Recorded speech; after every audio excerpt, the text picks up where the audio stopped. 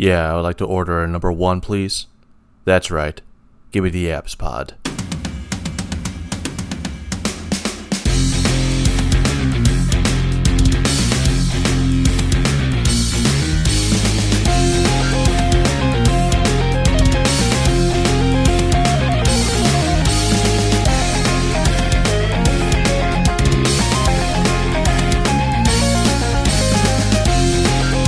Welcome back to yet another BS podcast. As always, I'm Jeremy. He's Dalton. I'm tired. He's sick.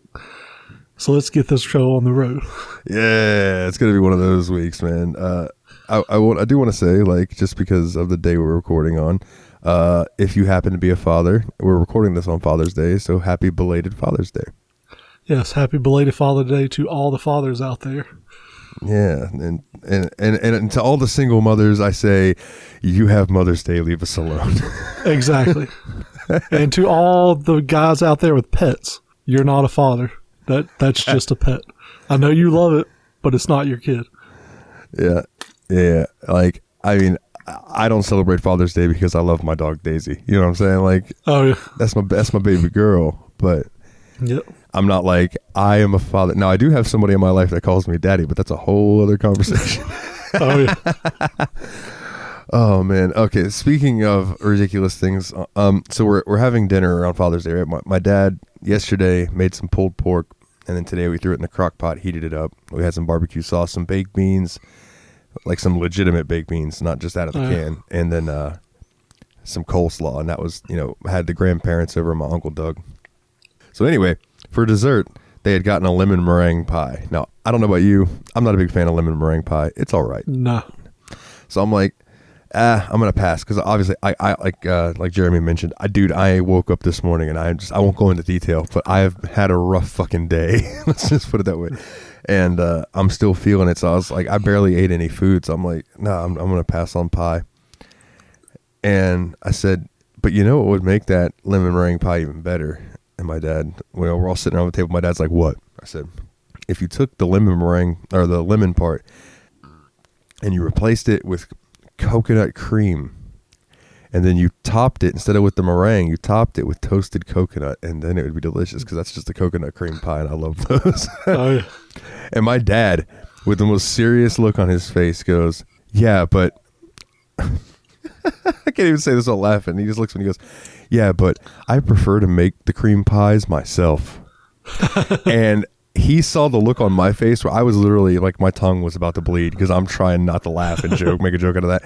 And he sees the look on my face and he just loses it and just starts cracking up because he realized what he said. And then all of a sudden, all the guys at the table were laughing. It was a good little moment. You know what I mean? It's just guy. I don't blame him. I prefer to make the cream pies myself too. Yeah.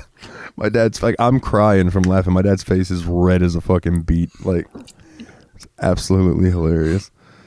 But a conversation that we were having around the table, and I just about brought this up to you before we recorded. I said, no, let's bring it up on the show. So where do you live? Your county. Yes. Do you have impact fees?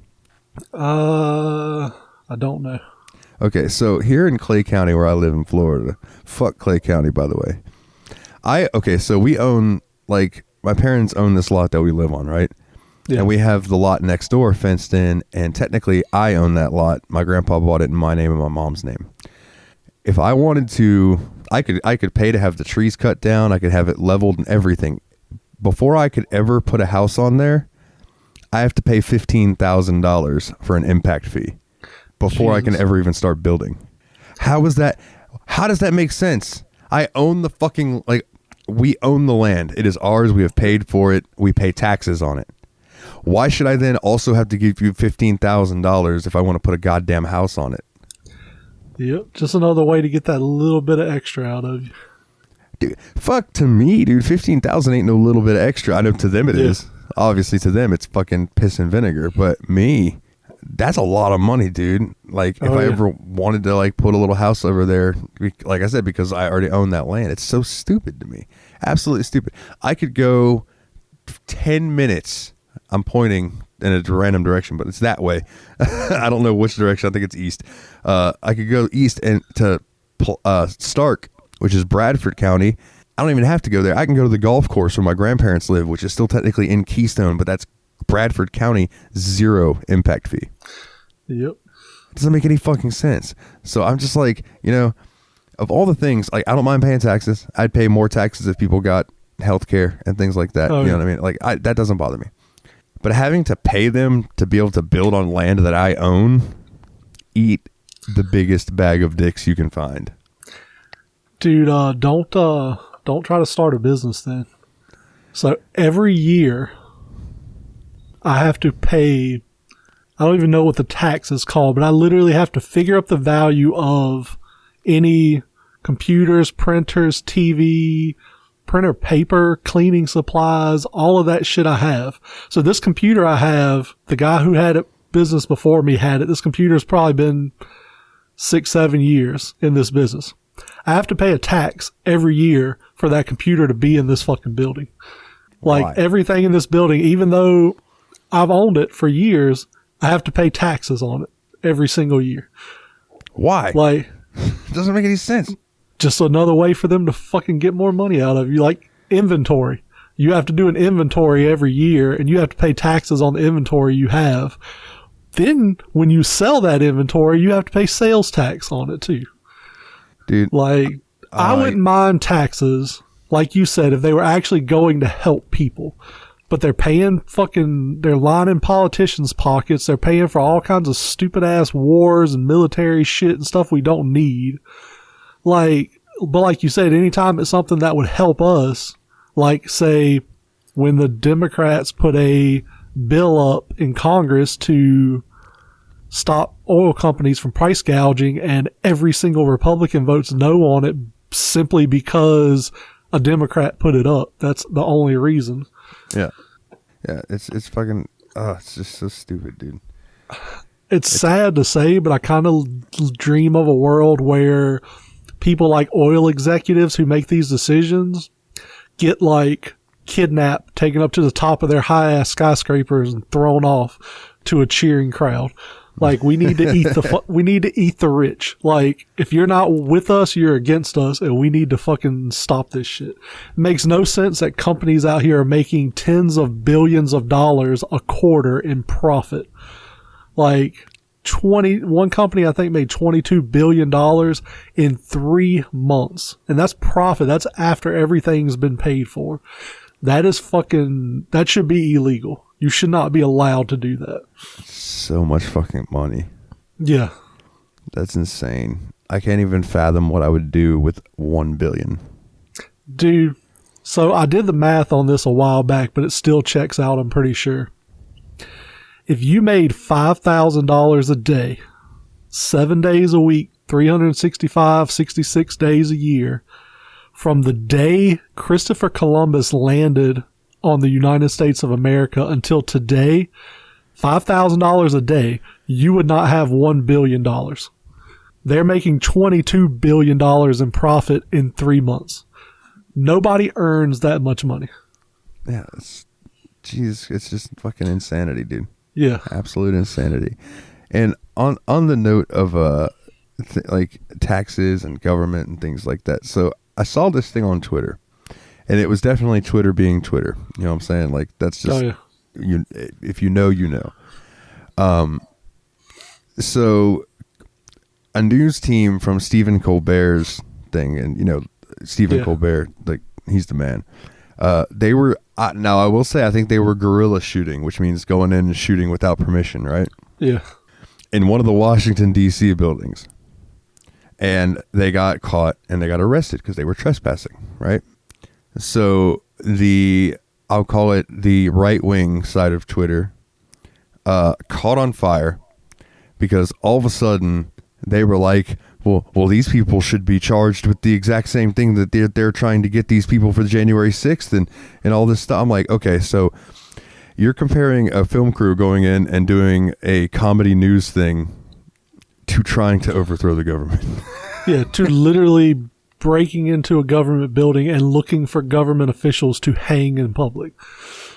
Yeah, it baffled me, bro. I was just like, how is there a correlation? I don't understand where they're making it. And then it became this whole thing where people were just trashing Colbert and that show and all that. And I'm like, this is really just Twitter being Twitter, just like Facebook's going to Facebook. Absolutely. I was just mind blown because I'm just like, what is I don't understand the correlation between the two. Like you said, like you're trying to go break in and like possibly kill people. Yeah. And you think that equates to just like, oh God, I hate the world. Yeah. I hate to be that person, but I really do. Like, it just drives me crazy. I mean, what they did was no different than if me and you were hanging out in Jacksonville and we walked by the Jaguar Stadium and there was a gate left open. We just wandered in and started wandering around in the locker room looking at shit, got caught and got arrested. You know, we were somewhere we weren't supposed to be, but we were just walking around. Yeah. They're acting like that this news crew went in there and were digging through desks and going through paperwork and all of that. And it's like, nah, dude, that's not what they do. Yeah. Like, they're not tabloid reporters. Like, they don't dig through trash. You know what I'm saying? Like, not that desks in there are trash, but they might as well be. Oh, yeah. And while we're on the subject of news, I know you probably have things to talk about this. Let's go ahead and get it out of the way. old Vinnie Mac's in the news. Oh, Vince McMahon is a dick. I've said that before, and now there's finally irrefutable evidence that he is a garbage human. Yeah, I mean, he had an affair and then paid the lady to be quiet about it, which is not cool. Although, like, and this is not me defending him, it has been kind of well known that him and Linda are pretty much married on paper for business reasons. Oh, yeah. Like, Jim Cornette. And I mean, I don't even hold that much against him because show me a fucking old white billionaire who hasn't had an affair. Yeah. Like, show me an old rich white guy who's not sticking his dick wherever he's allowed to stick it. Yeah. That's like, you're going to be hard pressed to find one. Maybe Bill Gates. Exactly. He seems like the nice kind of guy that doesn't fuck other ladies. Like, he seems like the missionary only, I love you, your hair is wonderful kind of guy, you know? Yeah, possibly so. But yeah, I mean, but the allegations out there are that he was having an affair with this woman, and then passed her off to be John Laurinaitis' assistant. And apparently there was some relations between her and John Laurinaitis, and then they paid her $3 million not to tell anybody. Which I'm not going to victim blame, but at the same time, you can't tell me she didn't know what she was doing. Yeah. I'm pretty sure she went in there with a plan.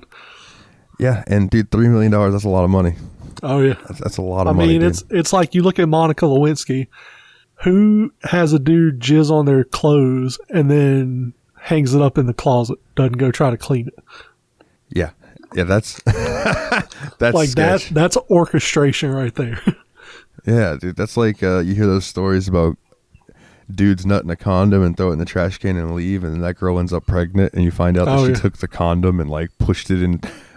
There's some crazy there's some crazy bitches out there. I mean, there's also crazy men. There's some crazy dickheads too. Like, oh yeah, that's not to say anything. The biggest story coming out of this McMahon thing, in my opinion. Now I get it. You know, he's a rich prick. Everyone should know that by now. That's why I made the money. I made that song about. I got money like I'm Vince McMahon. Fuck a hater. I don't give a fuck. You know what I mean? Like, that's why I made that song, because it's like he is so. I don't want to say untouchable because nobody's untouchable, but you know what I mean. Like, oh yeah, he's in that upper echelon of like he's just got enough money that he can just do what he wants, whether it's right or wrong, whether we approve of it or not. He's got fuck you money. Exactly.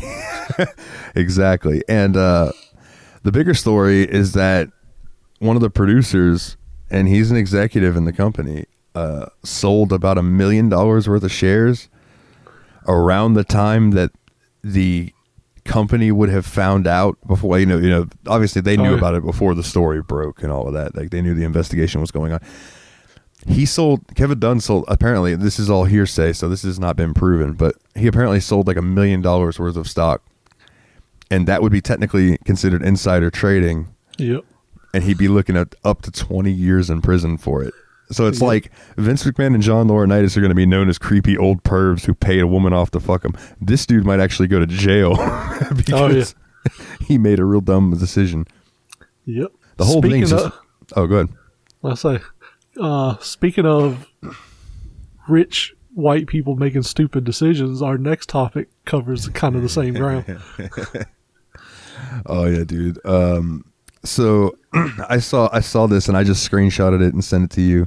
I didn't even look into it because it didn't surprise me in the slightest, right? Oh, yeah. Elon Musk is being sued for manipulating Dogecoin. Yep, and I had a feeling that would happen. I don't know if the case would actually go anywhere because, investments are inherently risky regardless. But yeah, I mean, the dude came out and tweeted Dogecoin, and it went up like 2,000% or some shit. Yeah, dude, I made like $100 and something just from $40. I made like $190 just because of that. So like, and then I sold out. I was like, I'm out. I don't. This is too much stress for me. Oh yeah. And then he went and did that horrible ass Saturday Night Live where he said he had autism or something, and Doge like tanked after that. Yeah, he called it like a joke or something like that. Like he didn't take it seriously, and it just it fucking plummeted. I went to sleep that night, and my Dogecoin was worth $380. And when I woke up the next morning, like 6 hours later, it was worth $190. Yep. And I was like, oh man. So yeah, that was, like I said, I sold out, and I was like, I'm out. That's way too stressful of a drop. Oh yeah. But yeah. I really had just thrown the money in there to see what would happen. You know what I mean? I just kind of I had an extra $40. So I just tossed it at it because I was working at the time. Now I wish I had that 40. Well, actually, no, because it did make me some money. So kudos on that. But now I'm like, damn, I wish I had $40. Oh yeah. But yeah, man, it's fucking wild. There's been so much shit going on, between the actual news, the January 6th hearings and all of that, this Vince McMahon thing. And then in the wrestling world, Cody Rhodes out with an injury. Randy Orton out with an injury. CM Punk out with an injury. MJF, there's no telling what the fuck's going on with him in AEW. I don't know if that's a storyline or if he really wants to leave. Like, there's no telling. I don't know. Who knows? And then the Sasha Banks thing. So have you heard about what's going on with Sasha Banks and Naomi? Like, what happened there? You told me something about it. Like, they came out and made a very public announcement that they were done with it or something. So basically, from what I've read, they went into Raw. They didn't like the creative. I won't get into that because that'll bore a bunch of people. But they didn't like the creative, so they left. They just they walked out, right? And it's been in the news ever since. I feel bad for Naomi because Naomi walked out with Sasha, and no one's been talking about Naomi. People are like, oh my God, what's going to happen with Sasha Banks? Now, personally, Sasha Banks is a great wrestler, but she reminds me of Bret Hart. Oh, yeah. And what I mean by that is, like, Bret Hart was a fucking amazing wrestler, right? Like, one of the best ever. In fact, he'll tell you the best there is, the best there was, the best there ever will be. But he was very much like into himself and always wanted to make sure Bret was coming out on top, to the point that there's a story about the locker room where Bret was supposed to take a power bomb from Kevin Nash, and Kevin Nash was like, this is how the finish is supposed to be. And Bret Hart goes, no, that wouldn't make sense for my character. We're in Canada. I shouldn't take the power bomb from you. And Undertaker, who apparently is always just kind of calm, collected, chilling, just like the old wolf in the locker room. Undertaker just stood up, looked at Bret Hart and went, motherfucker, not everything is about you. You realize that? He goes, y'all's match is building towards making mine and Kevin's match better. Like, it's not about you. Get the fuck over yourself. And I feel like I get that same vibe from the things I read and see about Sasha Banks, is that she's very much like ego driven. Oh, yeah. But that does not take away from her in-ring ability, because I've seen her put on some of the best goddamn females matches I've ever seen. That being said, walking out on your job, like, I can't discredit her because I've absolutely told bosses to go fuck themselves and left, right? Yep. But at the same time, when you're in that type of job with making as much money as you are, it might suck and everything, but like, what about your fans? Like, what about the people who are just like, all of a sudden you're gone, and all these little kids who looked up to you, they're like, where's Sasha? And they're like, oh, well, she just took her ball and went home, basically. Yep. Now, there's a good chance she'll land at AEW, but at the same time, I saw a thing with Tony Khan recently where he was talking about the downfall of WCW. He was like, the problem is, he's like, they were just hiring anybody they thought had talent and paying them a lot of money. He's like, you can't do that. He's like, you can't hire everyone you think is a good wrestler. So that makes me wonder if maybe AEW is looking to trim the fat a little bit. So she could have walked out on WWE thinking, oh, I'll get a spot at AEW, no sweat. She could go to AEW and they say, we don't have space on the roster for you right now.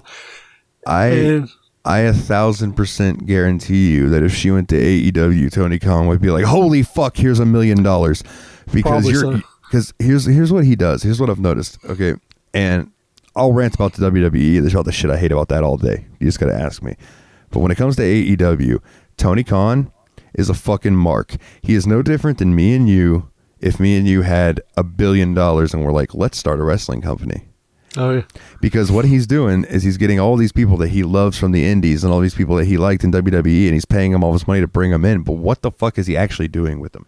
Like, there are like 2 or 3 angles that they're doing that I really liked. One of them was MJF and Wardlow, and the other thing was anything CM Punk was involved in.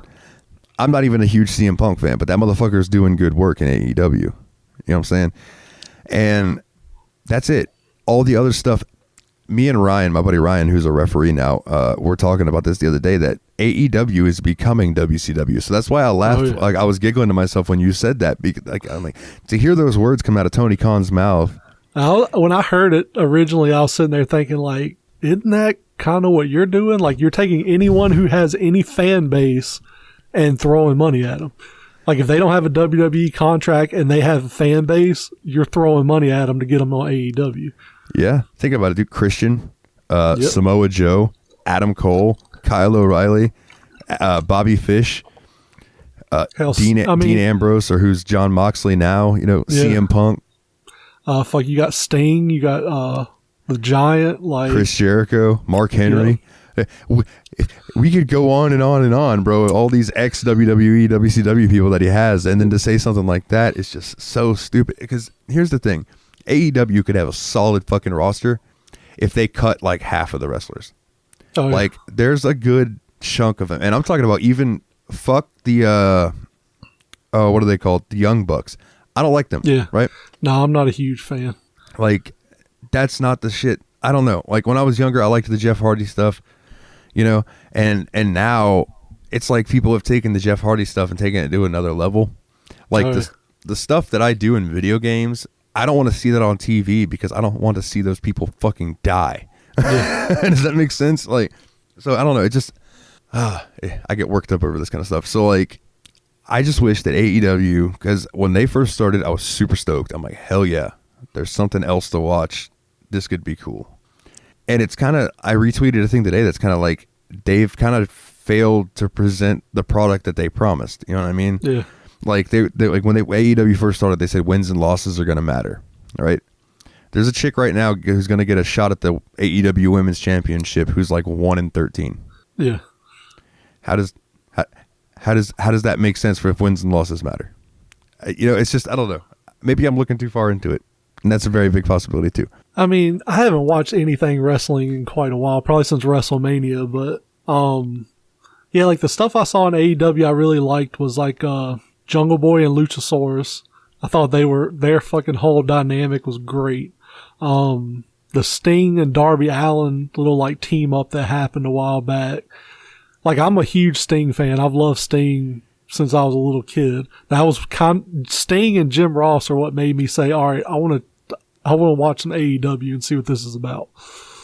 Yeah. And it's but yes, like you said, they're kind of going the WCW route where it's just like grab up anybody that WWE is letting go, and let's just try to be bigger and better and faster and stronger. And yeah, and one of the big issues right now is this thing with MJF where it's like half work, half shoot, where he's talking about, Tony Khan's just a fucking mark, and that he's one of the founding guys, been there since the beginning.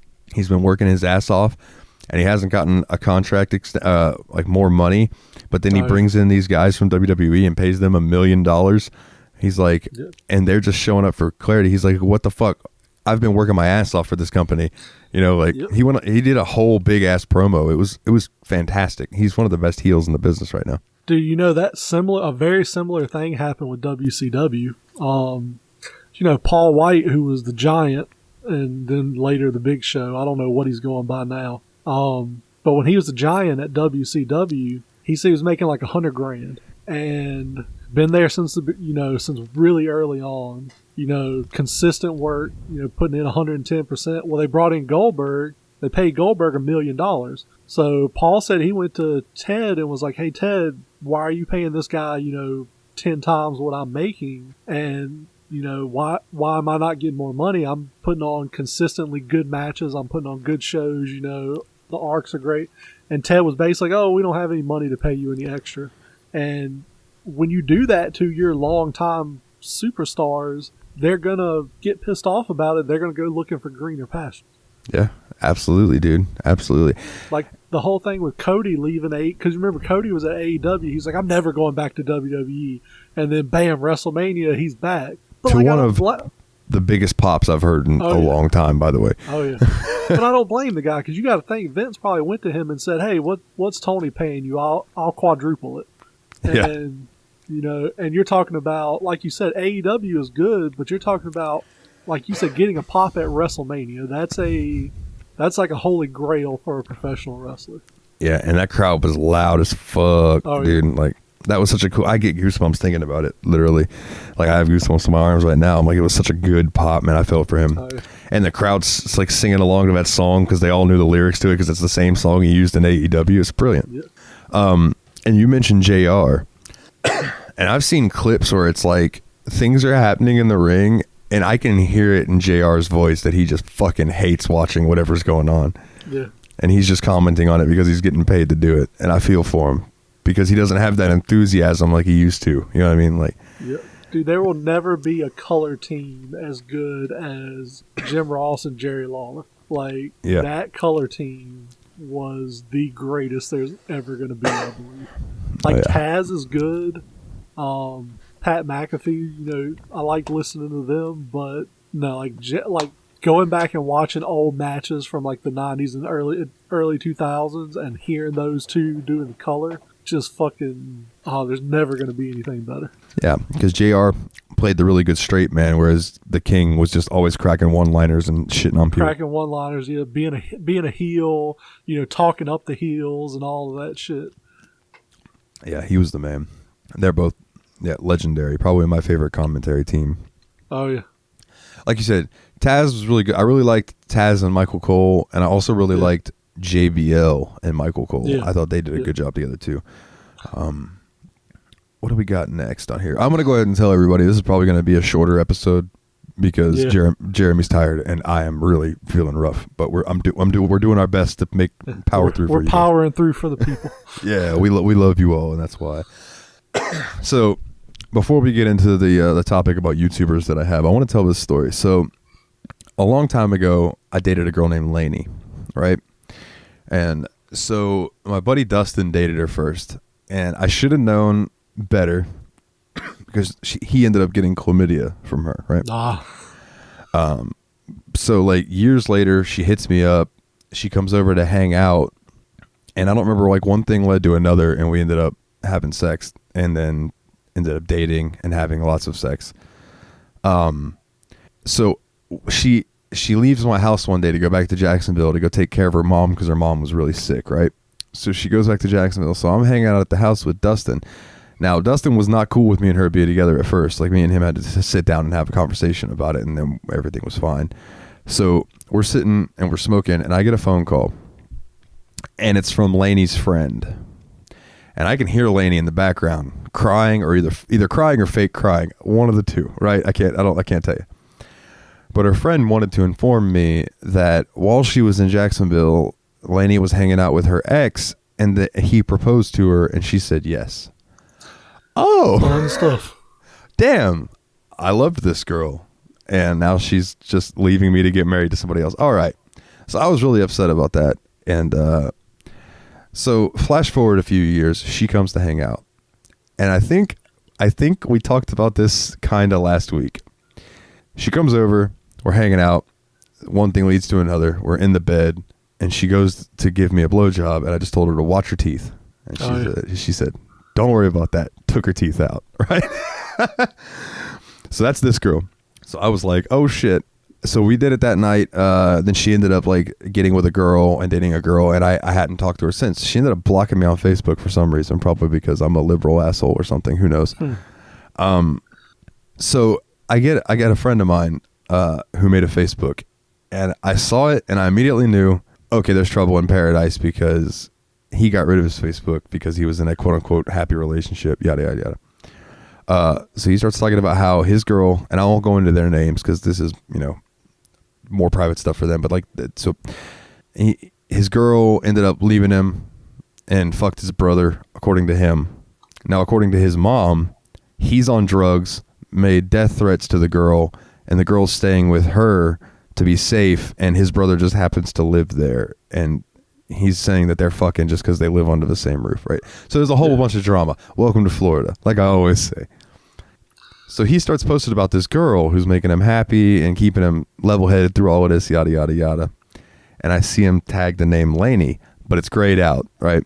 So yeah. I commented because I'm an asshole. I said, oh, I guess she's got me blocked, LOL. And he writes me back, you want me to find out why she's got you blocked? And I wrote back, no, I'm not worried about it. I don't give a fuck. Like, fuck that girl. So today, he posted pictures of them, like, they were at St. Augustine Beach or whatever. And this is the main thing. Who the fuck thinks it's a good idea to hold your phone up? I get the hold your phone up and have a kiss and it's all cute. You know what I'm saying? But they held their phone up and kissed and then started tonguing each other. And they were just recording it. And he posted it as a Facebook story. And I'm like, ew, bro. Like, I don't want to fucking see that. Like, my dick's been there. Like, but I'm just... I did message him and I said, bro, I just want to let you know, I said, and I'm just doing this out of the love of my heart. Be careful with Lainey. She literally left me by getting married. So, and he goes, don't worry, man. My guard is completely up. I got all my walls up, all good, but I appreciate you checking on me. I'm like, yeah, man, no worries. And then I see videos like that and I'm like, motherfucker, your walls ain't up unless I think it's your dick that's up. But hey, more power to him. If it's going to help him through whatever situation. I just hope he's not on coke because it seems like everybody around here is on coke and that shit has ruined people that I know personally. So I just hope that that's not what he's doing, because when his mom mentioned that he chose drugs over his family, I was like, well, I know he's a stoner and pot doesn't make people do that, which makes me think it's either pills or cocaine. That's the big things around here because he doesn't look like a meth head. You can pick a meth head out of a crowd. Oh yeah, 9 times out of 10, yeah. Did I ever tell you the story about the Steak and Shake waitress? It rings a bell, but please tell it again. I may have told it on the show. I'm not sure. Fuck it. We have terrible memories. When I was either with my now ex-wife or we were dating before we got married, but we went to Steak and Shake and super cute waitress, really nice, really good at her job, So like we finished and I'm like, I'm going to give her a nice tip. So my wife went outside. I'm like, I went to go find her because I like to hand tips to the wait staff that worked with us, because when I was like 11, 12 years old, my family used to go to this Chinese buffet every Sunday after church. And like we had this really good waitress one day. My dad leaves her like a $10 or $20 tip. We were sitting in one of the booths by the window. We go outside, getting in the truck, and my dad goes to get in, stops, and was like, what the fuck? Went back inside. He watched the dude walk by our table, look down at the money he left as a tip for the waitress, grab it and stick it in his pocket and walk out and leave. So he went back in and was like, look, I left you a tip. This dude stole it. This is all the cash I have, but here, I want to make sure. So like ever since, I always try to hand the tip to the waiter or waitress instead of leaving it on the table. Anyways, like, so I go find her, I see her, And I'm like, oh, hey, you did a really good job. I wanted to make sure you got your tip. I handed it to her. She's like, oh, thank you. And smiles and just like fucking the worst meth mouth I think I've ever seen. And like I said, she was a pretty like well put together, pretty attractive looking girl. And she smiled. I was just like I tried my best not to make a visual reaction to it. Yeah. I was like, have a good day, and walked outside, and I was like, oh my God. Michelle was like, what? I was like, our waitress, like, she's a fucking meth addict. She was like, what do you mean? I was like, she smiled and like all her teeth were all fucked up and like ground down and shit. Yeah, and I mean that's a possibility. I mean, I do know some people who just have bad teeth. Like I don't like my teeth aren't great. Like, but sometimes you can kind of tell. I know people who have bad teeth, but no, you like meth addicts, they get like that thick build up in between their teeth and all that shit. Like it was just all of that. Like yeah, just meth mouth, like textbook. Which, like I said, she was a super sweet girl. She didn't do anything wrong by me. It was like I got fucking somebody punched me in the chest with a quick jab when she smiled. I was like, oh man, a topic we don't have written down, but I meant to ask you. Do you have a favorite like sitcom that got canceled that you feel like it got canceled too early? There's been a handful of them for sure. The best one was called, let me look it up. Go ahead and do one if you have one, because I have to make sure I get the title right. What spawned this in my memory was specifically one show. It was called Son of the Beach, right? And it was produced by Howard Stern to give you the type of humor that it was. Absolutely fucking hilarious show. Almost everything in that show was double entendre. Oh yeah. Like some of the characters was Anita, like the mayor was Anita Massengill. There was Jamaica St. Croix. There was BJ Cummings. Oh yeah. But the one character that's probably the reason the show got canceled. His name was Chip Rommel, and he was a big buff German lifeguard. The show was a spoof on Baywatch, right? It was like the David Hasselhoff character was Timothy Stack as Notch Johnson, and just hilarious, dude. But Chip Rommel, of course, Rommel, we all know, that name from World War II history. There's a scene where he gives this girl a ring, and she goes, "Oh my God, this ring, it's beautiful." And he went, "Yeah, I thought so too. My grandfather, it's from his collection. He collected jewelry during the war." It's like, oh my Jesus God. Christ. But yeah, that's a little bad. That kind of humor. Like, but there was also like the episode where Notch, like this girl washes up on shore and she's Cambodian. And Notch is just like, "Don't worry, everyone. I speak fluent, Cantonese or Cambodian or whatever, that language is. I can't remember." And she speaks for like 6 or 7 seconds. And then he's like, "Okay, I think I got the gist of it. She's from a village." And he gives like this 5-minute spiel from like this little 5 seconds that she gives to him. And then later on in that episode, this like sea creature washes up and he goes, "Not only am I fluent in Cambodian, I also speak whale." And he walks over to it and starts going, and it starts having a conversation with this sea creature. It's fucking tremendous. The show was stupid as fuck, but it was great. And it made it 2 seasons and got canceled. So the one I remember, like my top one that I was really upset when they discontinued it, it was called "I'm Not Okay With This." It was a Netflix show about like a teenage girl, kind of an outcast, but she realizes she has superpowers. It's like she kind of has like telekinetic, like she can explode shit, I think, or move shit, something like that. But like it was only 7 episodes. It's like it really kind of starts ramping up in the last couple of episodes, ends on a cliffhanger, and then Netflix cancels it. I was like, "Are you fucking kidding me? I want to know what happens." And I feel like Netflix has a bad habit of that. Netflix is terrible. Shows. Like the Daredevil and Punisher and shit, which it's understood why that happened. It still sucked though. There's a new one from a comic book called Raising Dion. They got 2 seasons and it got canceled recently. Yeah, Netflix is bad for just making shows and canceling them. Yeah, they had the show about the werewolves that I remember people got pissed off because they didn't get a final season or whatever. Yeah. I wish I could remember the name of it though. But I never watched it though because apparently, it just ends and you don't get real closure from it. So yeah, anime is really bad for that too. Yeah, that's what I've heard. Like, I like anime and I've watched a good bit of it, but I'm not like entranced in the world. So there's a lot I don't know about it. Yeah, but I could see that absolutely is a thing. There was one I really liked, and it only got like one season. It was The Devil is a Part-Timer. Basically, there's a whole like heaven and hell scenario. The devil comes to Earth to try to take over the world, but he gets a job as like a fry cook at McDonald's, basically. And then he basically just starts living, because his plan is like become a fry cook, work your way up through management into corporate, work your way up the corporate ladder, and, seize control, like become CEO, and then use that as a jumping board to take over the world.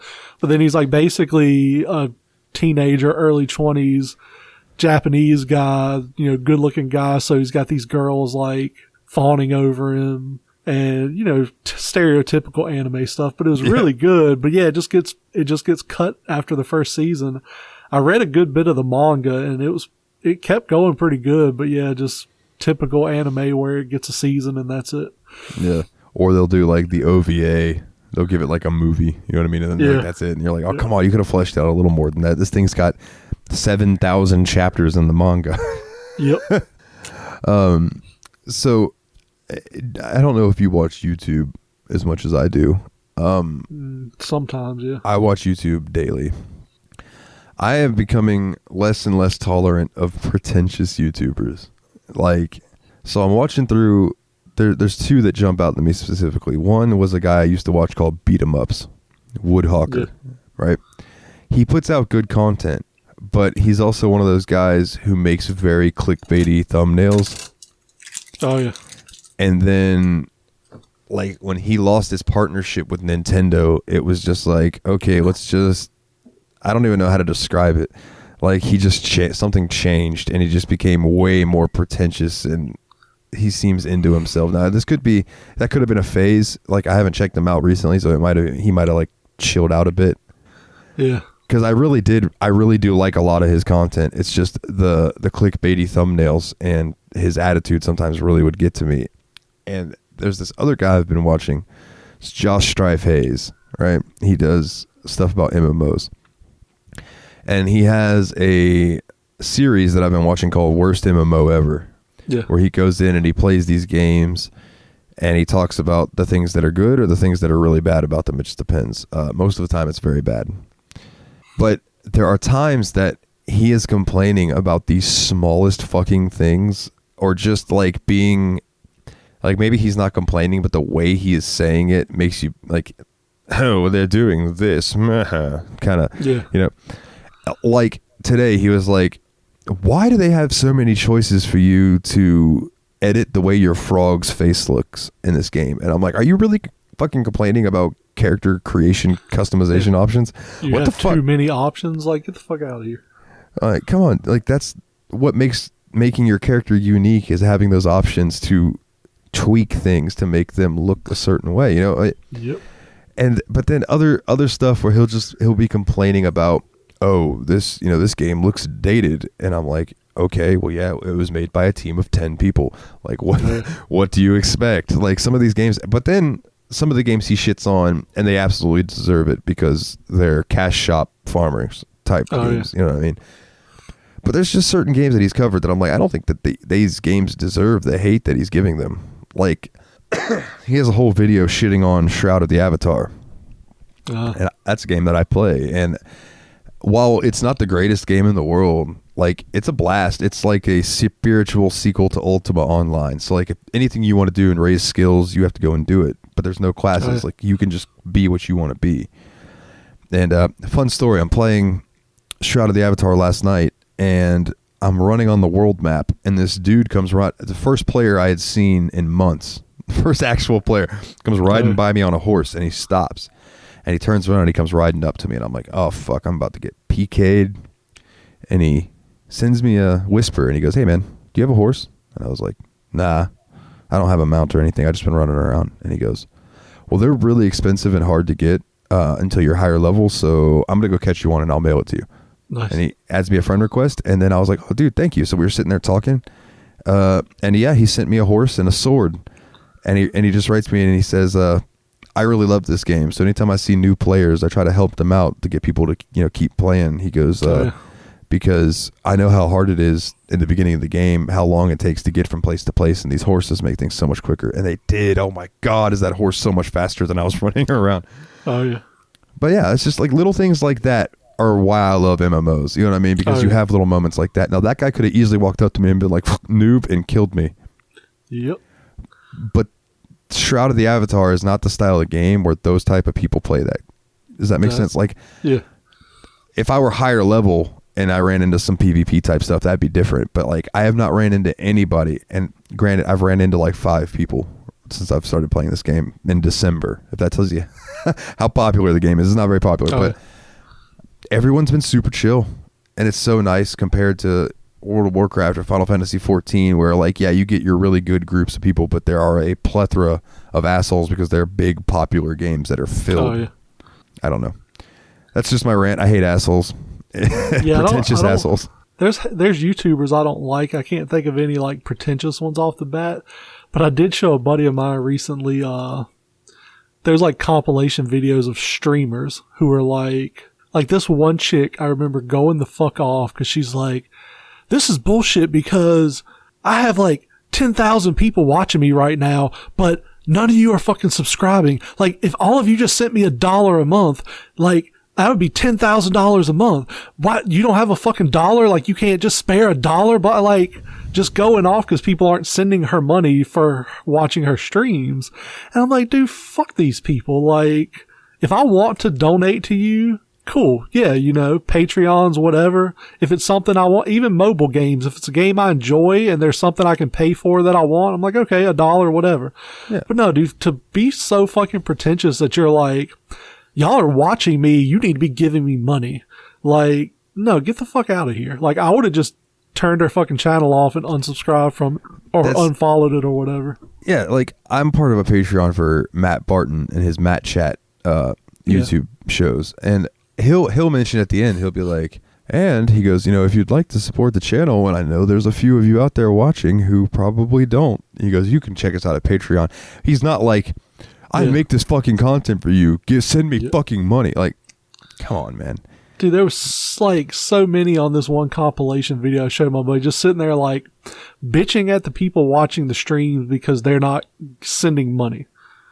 Like, cause you can do the little like donation things during streams. And like one dude's like, he's like, if I don't get a donation in the next 5 minutes, I'm just turning this stream off and I'm not going to do it anymore. Cause I'm getting sick of doing this every day and people just aren't fucking sending me money for it. And it's like, dude, you're doing this shit for the wrong fucking reason. Yeah. Like, and people can tell. I would have just fucking been like, hey, everybody just spam his fucking comment section with laugh emojis. There was a website that I discovered through Tadpog Discord. Shout out Tadpog, Tyler and Dave play old games. They I think it was Grim was like, check this site out, and it was called Plexstorm. Yeah. Now Plexstorm was a camming site, except you had to be playing video games. So like you'd get people streaming like an MMO or whatever, and it'd usually be like a dude sitting there naked playing video games. But you get a couple girls, right? And there was the 2 girls that stick out to me. One of the girls had an enormous bush, and she was playing like solitaire, and she was complaining that she was having to play a game in order to stream on this site. And I'm like, there are so many other sites you could stream on. Like so there's many. X Hamster, there's Pornhub, there's RedTube, there's all kinds of fucking places you can stream and not play a video game. There's fucking naked.com, there's I think it's called Camster. There's not Chatterbait. There's another one that I can't My Free Cams. Like there's all kinds of camming sites. Like it's not that we ever look at this stuff. We just read about it at the library this one time. Yeah. I haven't beat my dick off to any of these, no. Yeah, we don't masturbate at all. Oh no, God. We're good boys. No, that towel by my bed is for blowing my nose. Don't worry about it. Oh yeah. But yeah, like it just blows my mind. I'm like, why are you on this fucking site? The other girl was another one that complained about having to play video games, but she was actually kind of hot. But yeah, at least I think I might be thinking of it something different. Anyways, it doesn't matter. let's move on to the community questions, my good sir. You got to do Actually, song I'm sorry. of the week first. Yeah, I read right over that. My God. I do have one last topic I want to bring up. It'll be short. Yeah.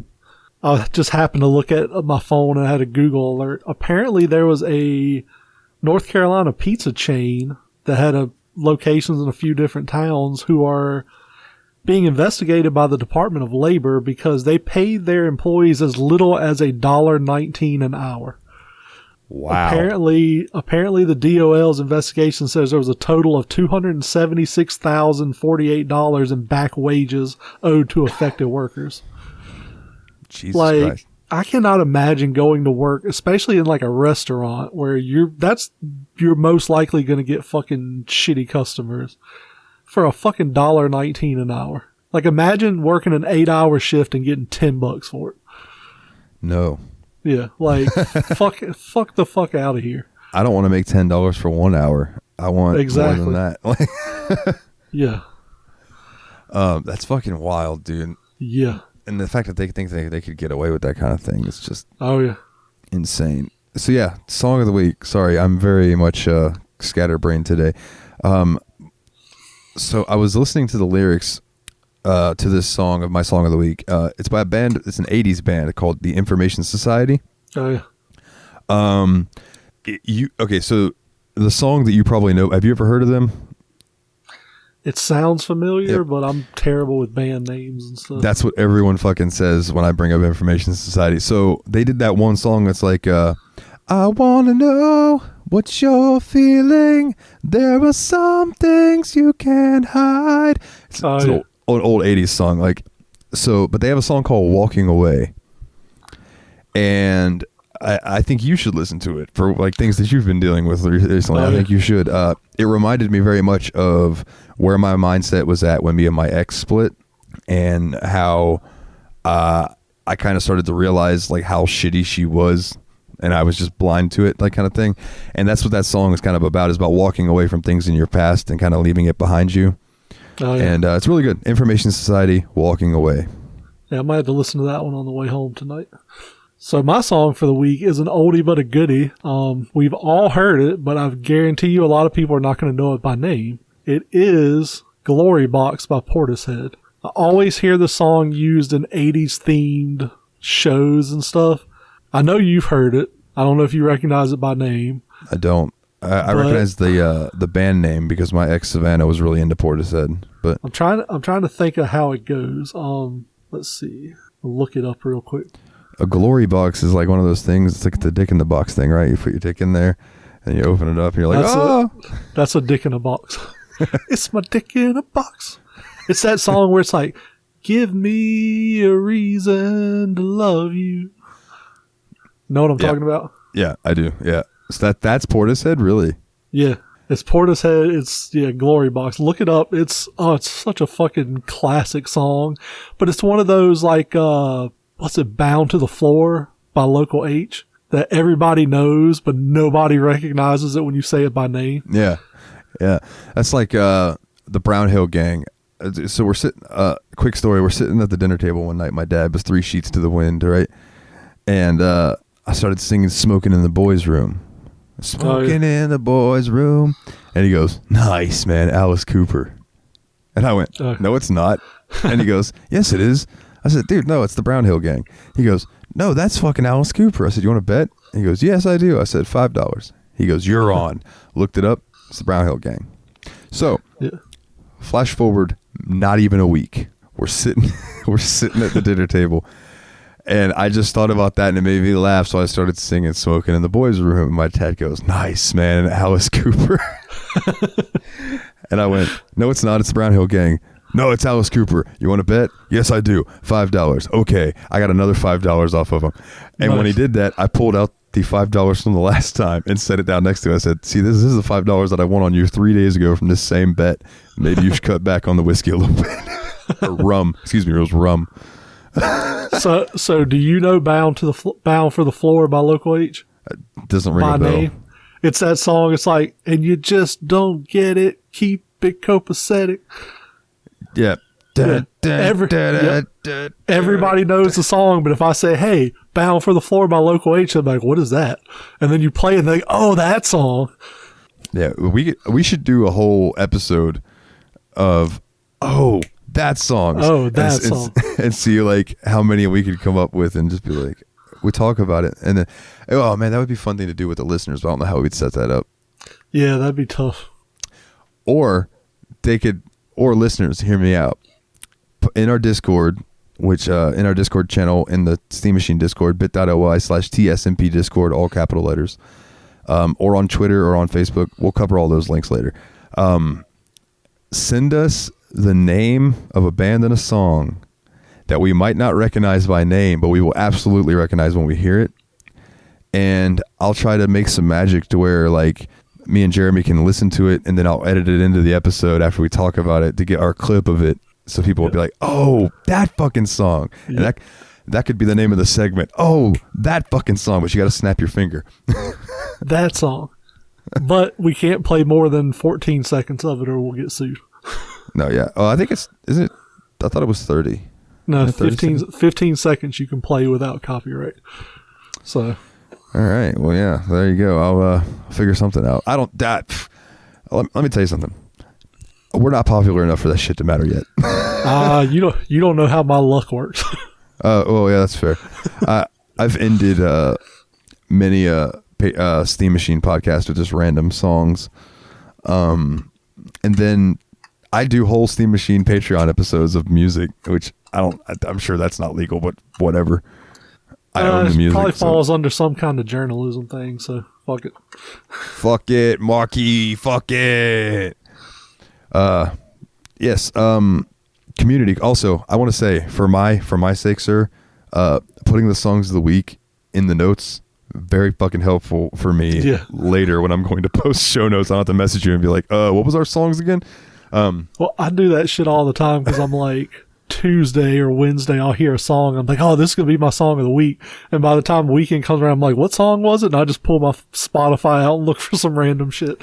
So yeah, now I can just be like, jot it down and I'll remember it. Yeah, luckily this Information Society thing happened to me within the past couple of days. Cause I'll be like, man, I'm listening to a song. Like, man, this is going to be my song of the week. Then when it rolls around and you ask me, all right, what's your song of the week? I'll be like, and then I'll just pull one from my head. It doesn't even matter what it is, you know? Yep. All right, let's do For anyone who thought we were professional, we're getting there. Slowly but surely. Don't call me Shirley. Okay, let's do some community questions, and then we're going to roll up out of here, and I'm going to roll my ass into bed. Kana would like to know. We have 2 questions from Kana this week. Do you think the partners of a voice actor get asked to do voices during sex? Like, do you think their partners ask them? And I gotta say, I fucking love this question. Like, Kana, kudos. This was a fucking great question. And I discussed this with a buddy of mine when it was asked. I feel like it depends on who it is. Because, like, say you're banging the chick who voiced Jessica Rabbit. And she's doing the fucking Jessica Rabbit voice, right? That probably would be pretty fucking sexy. But what if you're nailing Veronica Taylor, who was the voice of Ash Ketchum? You pull your dick out, you go to come in her mouth, and she says, gotta catch 'em all, in the Ash Ketchum voice. Like, that could fuck you up, give you a little bit of PTSD or something, so.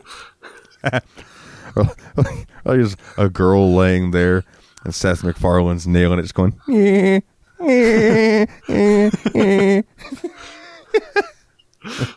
fucking Mike Judge is railing some chick, goes to come, he's like, Bobby. I mean Peggy.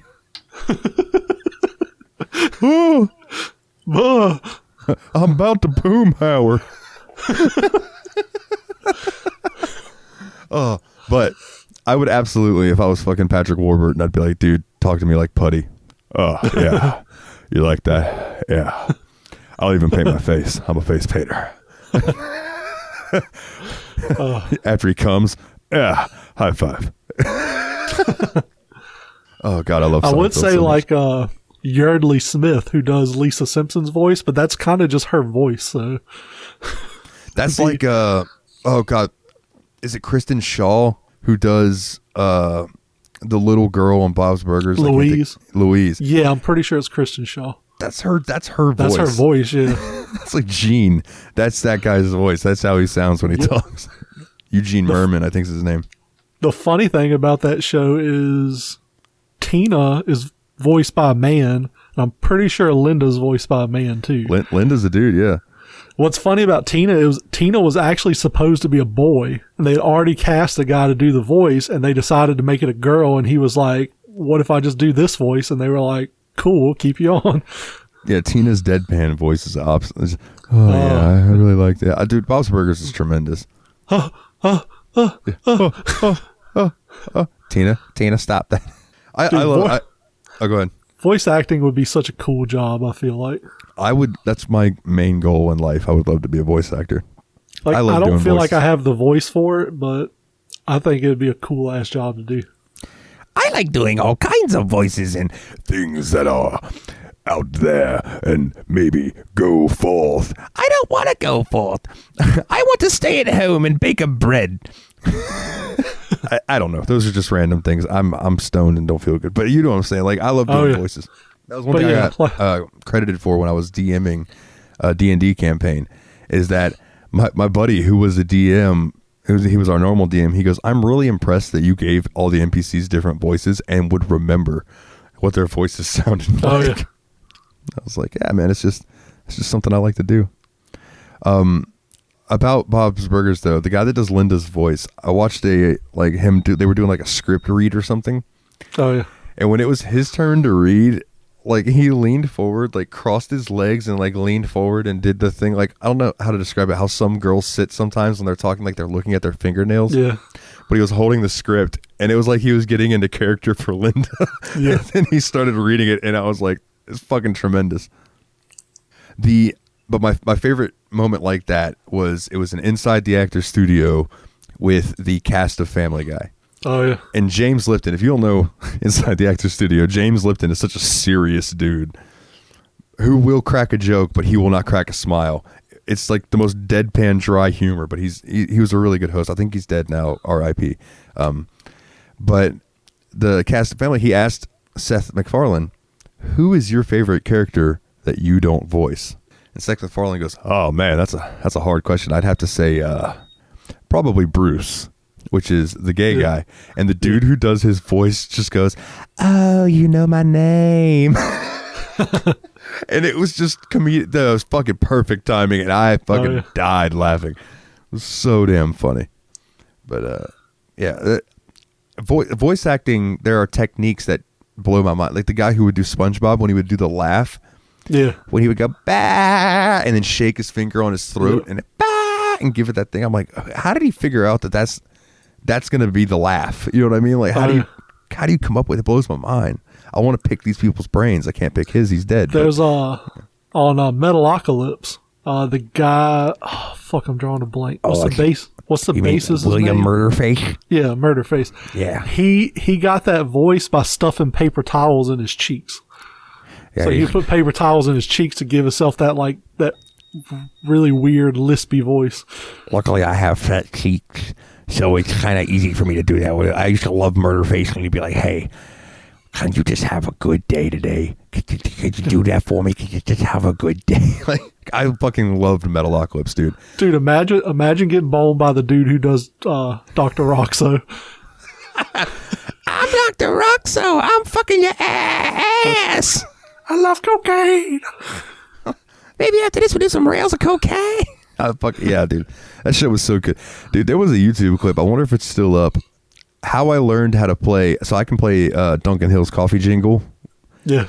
And that little solo, that's really sweet. Like, I know how to play that. And it's because there was a guitar playthrough animated of Squiscar. Yeah, teaching you how to play that song, and it was like, and it worked. And the thing is they animated his fingers doing the right frets and everything. I was so impressed by it, and it's such a cool little solo.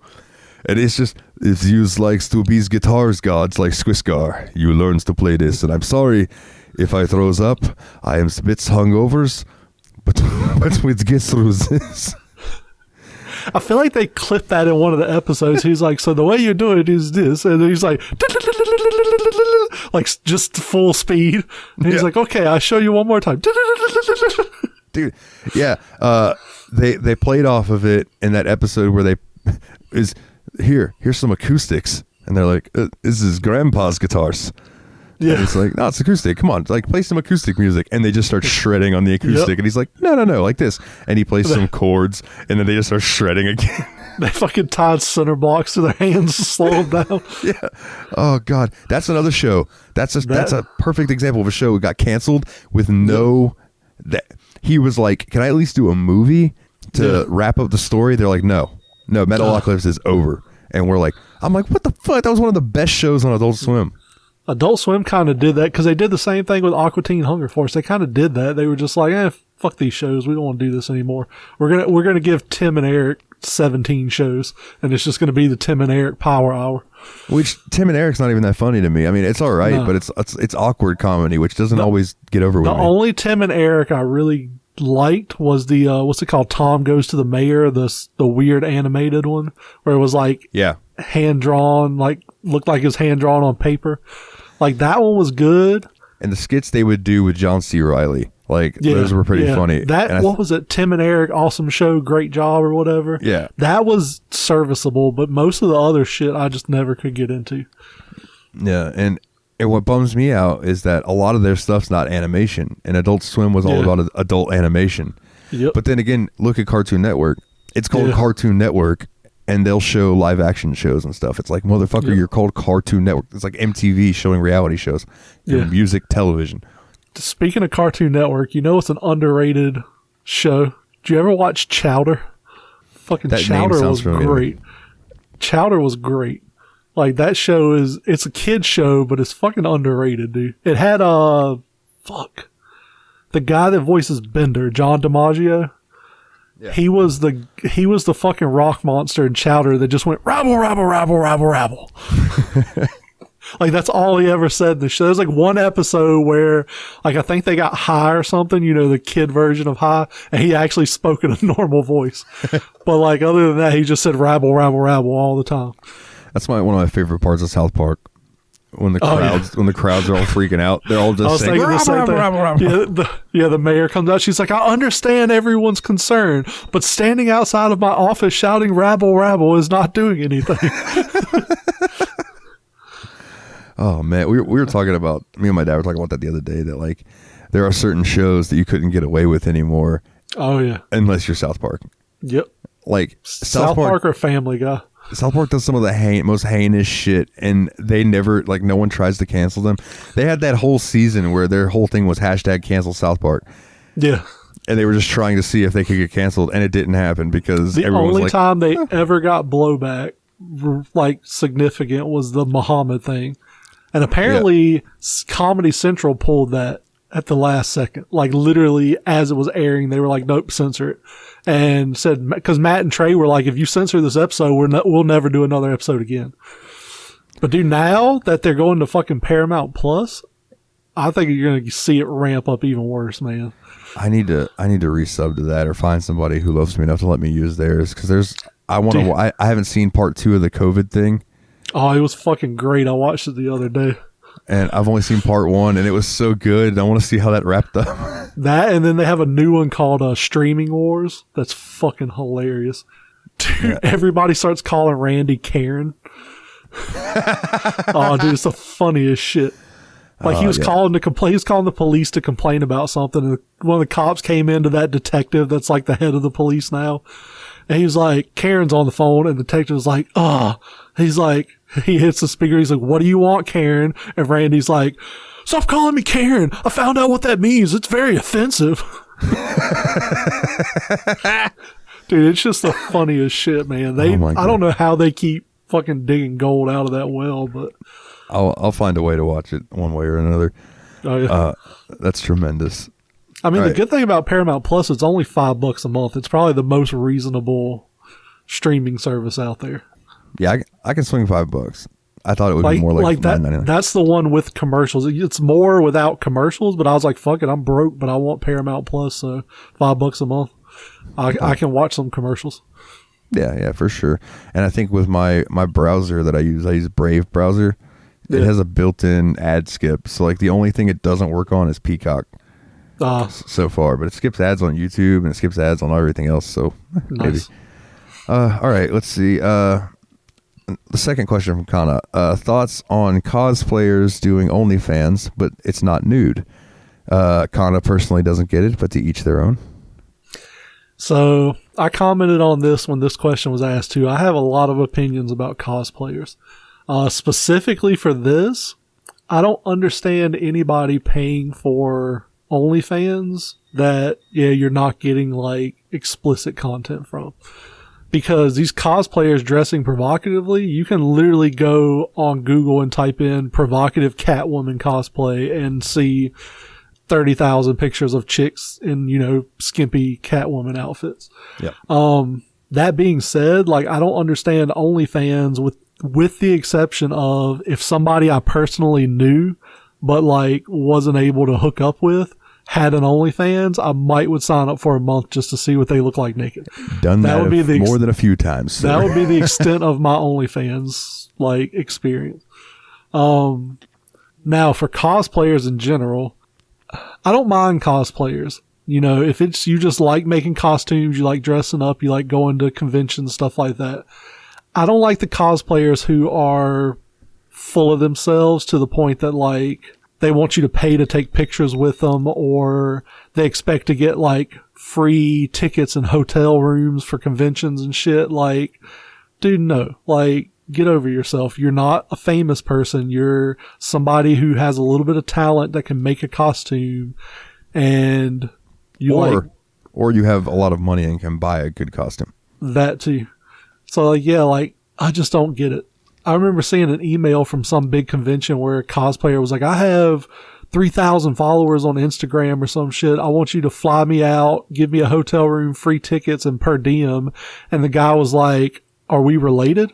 Like, I'm not paying you to come to my show. He said, if you can sell X amount of tickets, I'll give you a free ticket for the show, but that's all I'm paying for.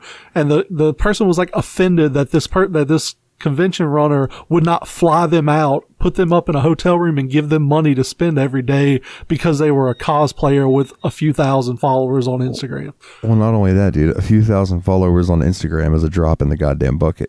And if you're a chick with a decent rack and a nice low-cut bikini, you can get 10,000 followers on Instagram really fucking easy. Like, there's some thirsty motherfuckers on Instagram. Dude, I could put my titties in a bikini and just put a picture of my cleavage up and get a good amount of followers. Sounds like another social experiment for you to do. Oh, that's not a bad idea. Ooh, not a bad idea at all. Well, we'll see. I don't own a bra though, but I know plenty of girls, so I'm sure I could find one. Go to the fucking Goodwill, get one of those sketchy ass bras up there. Got a fucking curious stain on it. get fucking nipple herpes. got the nip herpes. It's like, Dalton, I've got good news and bad news. The good news is we're naming a disease after you. The bad news is we need pictures of your man breasts for this medical science book. Yeah. It's like that episode of King of the Hill where he goes into the art museum and the guy made the art picture out of the shit clog in his colon. Yeah. As far as so there's one OnlyFans profile that I followed a while back, and I still follow it because it was free. It's a chick who does cosplay, and she'll post provocative photo sets that you can buy. I don't ever buy them, but yeah, I mean, I don't get it. But I mean, like you said, Kana, to each their own. Like if there's people who are into that, they're into that. That's not what I'm into. You know? Oh yeah, I'm into some weird shit, so I try not to judge anybody by what they're into sexually. But all right, Cody has a question. Should cursive still be taught in schools, or at least how to read it? I want to say yes. At the very least, you should learn how to sign your fucking name. Because I've had some like 20-somethings come in my store that don't know how to sign their name. So like, yeah, I feel like probably, but at the same time, like it's a little outdated. Like, I don't think people, like, I write in cursive when I don't give a fuck about it being like neat, because it's just quicker, but it's gonna fucking look sloppy. But I don't know. It's a tough call for me. I think these kids need as much fucking education as they can get though, because they're just getting dumber and dumber every year, it seems. So Yeah, I know a teacher who told me that, the school's funding used to be based on, at least here, how well the students did on the FCAT, which is the standardized test. Yeah. And now it's based on graduation rate. Yep. So this teacher told me that they're letting kids graduate who should absolutely not be graduating just to get the school more money. And dude, that's how we get situations like we had the past 4 years. You know what I'm saying? That's fucking idiots. I may have talked about it on the show before, but I had to take classes for my internship when I worked at the plant, and they were electrical classes. So teaching you how to wire electrical stuff, how to troubleshoot, how to fix it, all that stuff. My teacher in that class actually got called to administration one time because they were like, you're giving too many A's in your class. It's like, for your metrics, we need to see like this percentage A's, this percentage B's, C's, D's, F's. Like, you need to be given it. And he was like, I'm not going to do that. He's like, my class is going to be pass fail. He's like, because if you get a D in my class, that means maybe a year from now, you'll screw up and you'll kill yourself or somebody else. If you get a C, maybe 6 months from now, you'll screw up and you'll kill somebody or yourself. If you get a D, maybe 3 months from now, you'll screw up and kill yourself or somebody else. He's like, this is not a class that you can be mediocre in. He's like, you need to learn how to do this stuff properly or you're going to fail the class. Yeah. And apparently like they went along with it. And I was like, yeah, like just giving out random grades to meet certain metrics is fucking bullshit. Like you said, passing kids who shouldn't be passed is bullshit. Yeah, absolutely. 100%, dude. I do think that you should be taught how to read it, even though like I'm awful at reading cursive. But there are texts and things that are written in cursive that I don't know if I'm sure they've been translated to regular text and everything, but I don't know. It's definitely like a dying way to communicate, but it's a very pretty language to use. Yeah. Okay, and then our final question from Jeff. Jeremy, how did we become friends? Who said we're friends? Yeah, right? We hate each other. Yeah, fuck Dalton. No, we were part of the Factory Sealed retro gaming podcast community. And how do you become friends with other adults? Like, it just kind of happens. Like, you just sort of like, this adult's pretty neat. I'll talk to this person on a pretty regular basis. Yeah. We just like, had some common interests and started chatting and became friends. I will say, Courtney was surprised that me and you don't know each other in person. She was like, she said we sound like we've been friends for years. So I was like, yeah. Dude, one of my best friends, his name is Austin. He lives just outside of Chicago. We have been friends for probably a decade or better. Like, literally, he knows shit about me nobody knows. My exes, my ex-wife, nobody knows shit Austin. Like, we both said if either of us ever runs for public office, the other one's going to get really rich by calling up TMZ. Like, we've never met in real life. So, like, that's something we've always talked about, but has never happened. Like, when me and my ex got married, we were going to get married in Ireland. And, you have to have 2 witnesses come with you. So I talked to him and his wife about coming with us, but it didn't pan out. So, like, yeah, I still haven't met the guy. We've been friends for, like I said, probably a decade or better. What's funny is the only reason I became friends with him is because he sold me a Fantastic Four comic, the first appearance of Ultron. He sold me that, and we kind of just started chit-chatting, and now he's one of my best friends. So, hell yeah, dude. I mean, yeah, it works like that. Courtney, like I mentioned her just a second ago. God, I've known her for years, and she lives up in Ohio, and we've never met. But, like, I pretty much love that girl. You know what I mean? Like, if I could and had the money, like, I'd be there or she'd be here. It's one of those. And it's just like, I would say 90% of my friends these days are online because I just don't, like, all my friends that were here either moved away or they've just become people I don't want to be around anymore. And, dude, it's hard to keep friendships from high school and shit because, like you said, people move.